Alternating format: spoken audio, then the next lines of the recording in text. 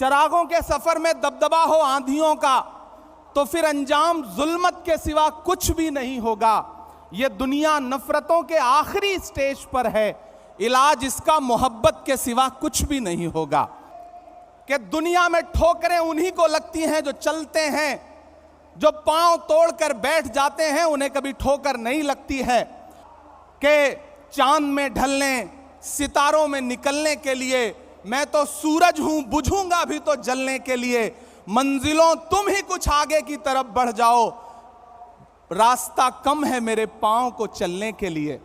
1885 से 2023 तक के इस सफर में भारतीय राष्ट्रीय कांग्रेस के 85वें अधिवेशन में रायपुर की सरजमीन पर देश के कोने कोने से आए हुए कांग्रेस के सिपाहियों का स्वागत करता हूं, खैर मकदम करता हूं। चरागों के सफर में दबदबा हो आंधियों का, चरागों के सफर में दबदबा हो आंधियों का, तो फिर अंजाम जुल्मत के सिवा कुछ भी नहीं होगा। ये दुनिया नफरतों के आखिरी स्टेज पर है, इलाज इसका मोहब्बत के सिवा कुछ भी नहीं होगा।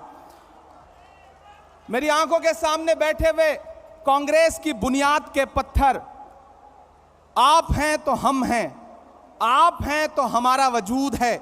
मैं आपसे बस इतना कहना चाहता हूं कि अधिवेशन एक ऐतिहासिक अधिवेशन है जो इस देश की राजनीति के लिए एक नई दिशा और दशा तय करेगा।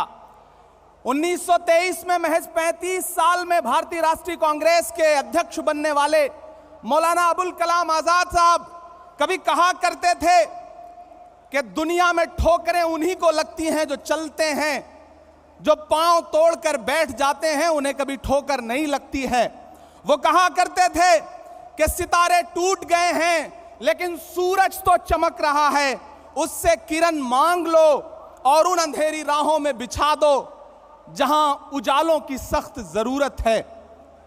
मुझे फख्र है और मैं सलाम करता हूं अपने नेता राहुल गांधी जी को, जिन्होंने जमाने को दिखा दिया कि चांद में ढलने, सितारों में निकलने के लिए मैं तो सूरज हूं, बुझूंगा भी तो जलने के लिए। मंजिलों तुम ही कुछ आगे की तरफ बढ़ जाओ, रास्ता कम है मेरे पांव को चलने के लिए। मेरे भाई, कन्याकुमारी से कश्मीर तक हिंदुस्तान की सड़कों पर 3,500 किलोमीटर में अपने कदमों की थाप से राहुल गांधी जी ने जो मोहब्बत की नई इबारत लिखी है उसको कागज पर उतारने का काम करेगा यह अधिवेशन। मेरे भाई, जिस सामाजिक न्याय का ख्वाब देखते हुए हमारे पुरखे इस जमीन की खाक में मिल गए, उन ख्वाबों को ताबीर में बदलने का काम करेगा यह महाधिवेशन।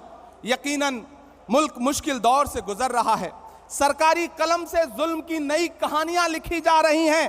कहीं कोई रोहित बेमुला तो कहीं कोई नासिर और जुनैद मजबूर किया जा रहा है मरने के लिए।